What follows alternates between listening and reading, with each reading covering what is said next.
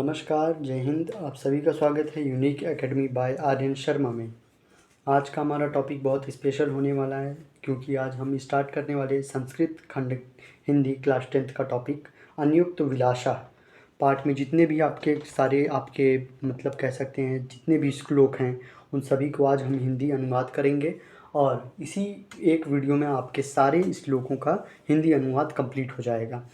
और रही बात आपके सारे संस्कृत के पाठ्यों से जितने भी प्रकार के प्रश्न बनते हैं उनके लिए अलग वीडियो बनेगा और इसमें सिर्फ आपके श्लोकों का ही मतलब श्लोक रहेंगे। आपके जितने भी संस्कृत के पाठ हैं उनका अनुवाद किया जाएगा। तो चलिए वीडियो को शुरू करते हैं। चैनल पर नए हैं तो सब्सक्राइब कर लीजिए, वीडियो लास्ट तक देखिएगा। अगर वीडियो अच्छी लगे तो लाइक कर दीजिए और भी आप जिस टॉपिक पे वीडियो चाहते हैं उसको कमेंट करिए। चलिए वीडियो को शुरू करते हैं। और वीडियो शुरू करने से पहले आप अपनी पाठ्यपुस्तक में अनियुक्त विलासा जो भी बताया जा रहा है उस श्लोक को पढ़िए और उसका जैसा हिंदी अनुवाद है आप उसको नोट डाउन करते रहिए। ठीक है, करीबन इसमें आपके करीबन 6 श्लोक आपके दे रखे हैं। तो हम प्रथम श्लोक से शुरू करेंगे। अनियुक्त विलासा मतलब अनियुक्तियों का सौंदर्य, इस प्रकार से इसका हिंदी भी बता रखा है चैप्टर का। इस प्रकार से पहला जो श्लोक आपका निरंतर से लेके आपका गुण ग्रहणती तक दे रखा है, इसका पूरा हम आपका हिंदी अनुवाद करेंगे और संदर्भ क्या है हिंदी अनुवाद और ये सब देखते चलते हैं। संदर्भ तो सभी में सेम रहेगा, संदर्भ सब में वही सेम रहेगा। प्रस्तुत संस्कृत गद्यावतरण संस्कृत परिचयात्मक के अंतर्गत संगृहीत अनियुक्त विलासा नामक पाठ से अवतरित किया गया है। देखिए, संस्कृत में आपके कोई लेखक नहीं होते, सिर्फ आपको इसमें संस्कृत के पाठ है और संस्कृत का उस पाठ का नाम आपको डालना रहता है। तो प्रथम जो श्लोक का वो अर्थ है कुछ इस प्रकार से है। कुएं के पक्ष में समझिएगा, अनियुक्त विलासा मतलब इसमें देखिए अलग अलग पक्षों की बात हो रही है। कुएं के पक्ष में, हे कुएं मैं बहुत नीचे हूँ, ऐसा सोचकर तू कभी दुखी मत होना, क्योंकि तू अत्यंत सरस मतलब जल के युक्त सरस को प्रयोग किया गया, हृदय वाला और दूसरों के गुणों मतलब रस्सी को ग्रहण करने वाला है। गुणों को यहाँ रस्सी बोला है, सरस को यहाँ जल बोला है। तो इस प्रकार से है इसका। और दूसरा पक्ष इसी में एक और सुनिए, सृजन के पक्ष में क्या बोला है। सजन, हे सजन मैं अत्यंत नीच हूँ, ऐसा सोचकर तू कभी दुखी मत होना, क्योंकि तू अत्यंत ही सरल हृदय और दूसरे के गुणों को ग्रहण करने वाला है। इस प्रकार से इस पूरे का हिंदी अनुवाद है। 2 पक्षों में आपको समझाया है। आपको भी अगर आ जाएगा 2009 के सेट में और 16 के सेट में आया है तो आपको इसी प्रकार समझाना पड़ेगा। ठीक है, दूसरा श्लोक देखते हैं। दूसरा श्लोक आप अपने पाठ्य पुस्तक में देखते रहिए। मैं अब अनुवाद बस आपको दिखाता चलता हूँ और मैं आपको अनुवाद बताता चलता हूँ। आप पाठ्य पुस्तक में श्लोक अपने देखते रहिए। निर्छिर विवेक से लेके आपका पलिष्यति कहा तक यहाँ तक का है। इसका संदर्भ वही सेम रहेगा। अब इसमें 2 पक्षों की बात हो रही है, हंस के पक्ष में और न्याय पुरुष के पक्ष में। हे अंश, यदि तुम ही जल और दूध का विवेचन करने में आलस्य करोगे तो अब संसार में कौन दूसरा व्यक्ति अपनी कुल की मर्यादा का पालन करेगा। न्याय पुरुष के पक्ष में देखिए क्या बोला जा रहा है। हे पुरुष, यदि तुम ही सत्य और असत्य का निर्णय करने में आलस्य करोगे तो अब संसार में कौन दूसरा अपनी मर्यादा का पालन करेगा। तो इस प्रकार ये दूसरे श्लोक का अर्थ है। संदर्भ आपका सेम रहेगा, मतलब आपके संदर्भ जो आपके पहले वाले में मैं बताया हूँ वही आपका संदर्भ इसमें भी आपका सेम रहेगा। ठीक है, आपका ये दूसरा श्लोक समाप्त होता है। तीसरे श्लोक की ओर बढ़ने से पहले आप तीसरा श्लोक आप देख लीजिए। कोकिल से लेके आपका सम्मिलित शती तक आपका ये श्लोक रहने वाला है। संदर्भ आपका इसमें भी सब सेम रहेगा। ठीक है, बस हिंदी अनुवाद थोड़ा डिफरेंट रहेगा।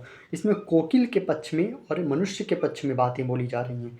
और आप एक बात को और ध्यान दीजिएगा, अगर आपको संदर्भ मतलब कि आपको जो भी आपके श्लोक दे रखे हैं उसमें से कोई मीनिंग नहीं समझ में आ रही किसी वर्ड का, तो यहाँ शब्दार्थ में आपका मतलब संदर्भ के ऊपर आप देखेंगे शब्दार्थ आपका दे रखा है, तो आप वहाँ से आप समझ सकते हैं। ठीक है, शब्दार्थ आपका हर एक श्लोक में आपका दे रखा है, वहाँ से आप समझ सकते हैं।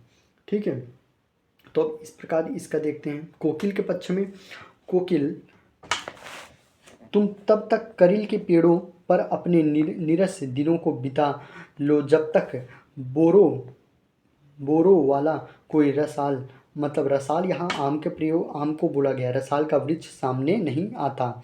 ठीक है, मनुष्य का पक्ष में, अरे मनुष्य तब तक इन नीरस मनुष्यों में अपने दिनों को बिता लो जब तक गुड़ियों के समूह से युक्त सरस हृदय वाला कोई श्रेष्ठ मनुष्य सामने नहीं आता। इस प्रकार से तीसरे मतलब आपके श्लोक का अर्थ है। अब देखते हैं चौथा श्लोक कुछ इस प्रकार से है। चौथा श्लोक रे रे चातक से लेके आपका ब्रूहि दिन वाह वचः, यहाँ तक का आपका चौथा श्लोक है। देखते चलते हैं।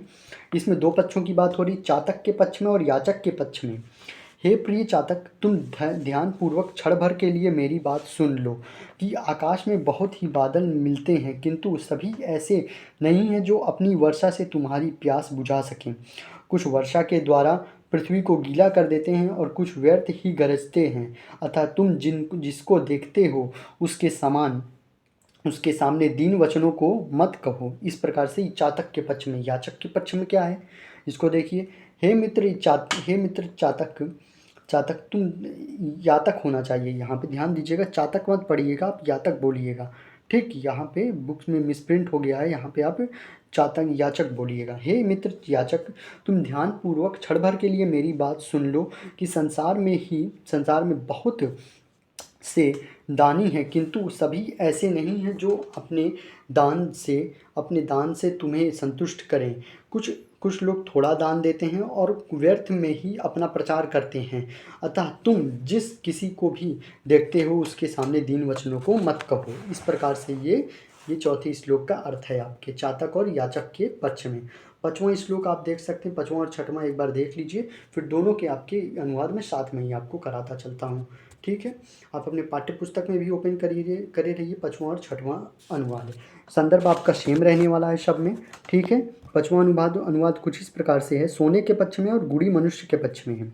सोना कहता है कि मैं पीटे जाने, अग्नि में गर्म करने और बेचे जाने पर दुखी नहीं हूँ। मुझे सोने का एक मुख्य दुख यही है कि मनुष्य मुझे रत्ती से तौलते हैं और तुलना करते हैं। रत्ती से तौला जाता है, इस प्रकार से सोने का पक्ष है। गुड़ी मनुष्य का पक्ष क्या है? गुड़ी मनुष्य कहता है कि विविध प्रकार के दुखों को सहन कर दुखी नहीं हूँ। मेरा एक दुख यही है कि मनुष्य बाहरी रूप से मैं सुंदर दिखने वाले नीच पुरुष के साथ मेरी तुलना करते हैं। इस प्रकार से ये पाँचवां इसका देख सकते हैं। पाँचवां आप इसका पूरा मतलब आप अनुवाद है। छठवां अनुवाद आप कुछ इस प्रकार से देख सकते हैं। भौरे के पक्ष में है और मनुष्य के पक्ष में है। भौरे क्या कह रहे हैं? भौरे के पक्ष में क्या है?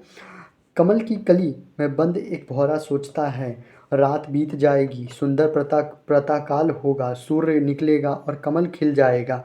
वह इस प्रकार सोच ही रहा था कि अकस्मात उसी समय एक हाथी ने कमल को ही उखाड़ डाला। इस प्रकार से भौरे के पक्ष में है। मनुष्य के पक्ष में क्या है? एक मनुष्य सोच रहा है कि मेरे कष्टों का समय समाप्त हो जाएगा और समृद्धि तथा सुख के दिन आ जाएंगे। दुख की बात यह है कि मनुष्य का अंतिम दिन आ गया और काल ने उसके जीवन को ही समाप्त कर दिया। इस प्रकार से ये पूरा मतलब आपकी श्लोक छठे का पूरा ये हिंदी अनुवाद है। तो मैं आशा करता हूँ कि आपको हिंदी अनुवाद सारे जितने भी आपके श्लोक हैं 6 के 6 श्लोकों का आपको बहुत अच्छे समझ में आया होगा। आपको नोट करना है तो आप नोट भी कर सकते हो और स्क्रीनशॉट लेना है तो आप स्क्रीनशॉट लेके प्रिंट आउट भी इसका करा सकते हो। तो पहले तो मोस्ट इम्पॉर्टेंट ये बात है कि आप अपने पाठ्य पुस्तक में इन सभी श्लोकों को अच्छे से कंठग्रस्त कर लीजिए, मतलब पढ़ लीजिए, याद कर लीजिए कि अगर एग्ज़ाम में आता है इनमें से कोई तो आपको याद रहे कि हाँ इसका ये हिंदी अनुवाद है और मैं बना के अपने से लिख सकता हूँ। ठीक है, इसमें ज़्यादा कोई बड़ी बात नहीं है। छः श्लोक हैं, 6 आपको श्लोक के सारे हिंदी अनुवाद याद करने हैं। संदर्भ सभी श्लोकों में वही है जो कि पहले श्लोक में मैं आपको बता रखा हूँ। ठीक है, तो अगर आपको वीडियो अच्छी लगी है तो लाइक कर दीजिए, अपने दोस्तों के साथ भी ज़रूर शेयर कर दीजिए।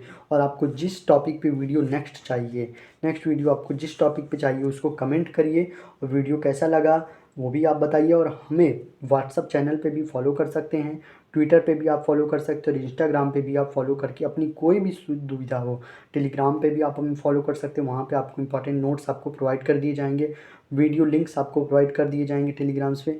और कोई भी आपको अगर क्वेरी हो आप हमें व्हाट्सअप चैनल के माध्यम से या इंस्टाग्राम के माध्यम से, ट्विटर के माध्यम से आप हमें मैसेज ज़रूर कर सकते हैं। ठीक है, हमारा सपोर्ट करिए। तब तक के लिए अपना ख्याल रखिए, अच्छे से पढ़िए। जय हिंद, नमस्कार। और अपने और भी लोगों को ये वीडियो और चैनल शेयर करते रहिए। जय हिंद, नमस्कार।